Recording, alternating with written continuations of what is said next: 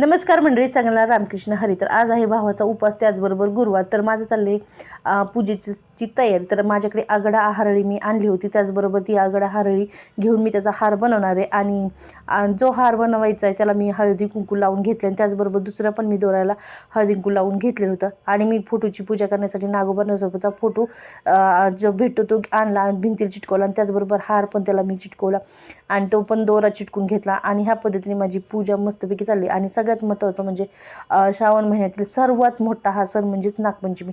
त्याचबरोबर इकडे माझी खिचडी झाली होती, तर खिचडी पण मी करून घेतली आणि माझी चालली होती पूजा.